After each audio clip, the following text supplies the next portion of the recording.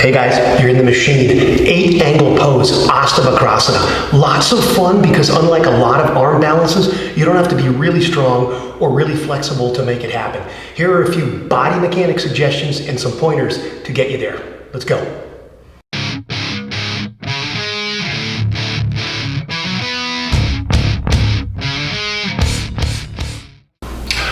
Eight angles.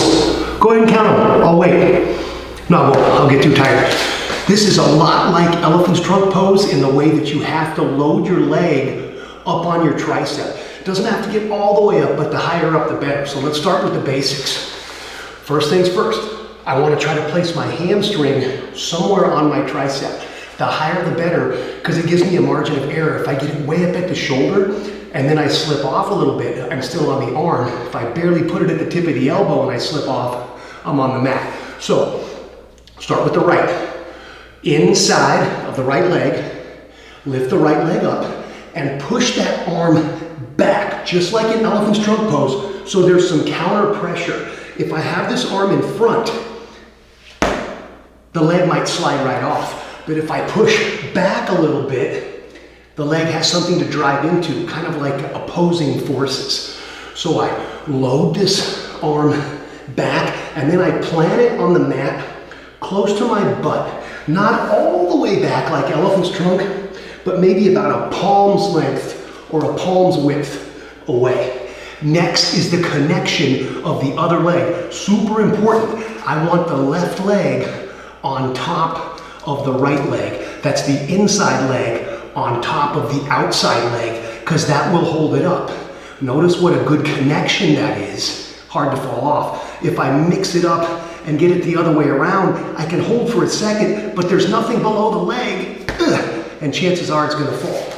So, hands in place, outside legs in place, inside leg hooks, and now to keep the attachment, I'm gonna squeeze like crazy with the legs. If you're practicing this from scratch, a great way to feel the sensation is to squeeze out and then see if you can pull your arm away. You shouldn't be able to. It should be completely stuck, especially if you have skin on material like me. So the arm's in place. The left leg is on top of the right. Now I have to shift my weight up and lift my butt off the ground. So a great way to practice that is to just leave the legs open and just give a little press. Can you get your butt up or not? If you can do that, you have plenty of strength for this. So legs in place, other legs in place. I squeeze. Now I have to lean forward for the press. This is where it gets kind of funky. My legs are straight. That means there's a lot of weight this way. So I gotta counter it with some weight this way. And then once I'm up, I gotta sort of straighten it out. So from here, straighten it out, lean, and now push and straighten out. A lot of times because of this spinal twist, your opposite side shoulder wants to go down. Just try to drive that arm up and find yourself in the posture. So one more time. Load the leg up as high as you can on the shoulder and the tricep. Place the palm, make the connection with the other leg on top of the first leg. Lock it out. This is really important. If I try to come up and then lock it out, sometimes it slips off. So I lock it out first.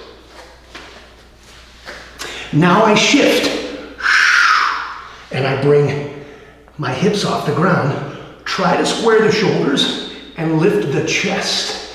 If you don't quite have the flexibility in the hamstring, it's okay, just load it a little lower, but squeeze those legs on the arm like crazy.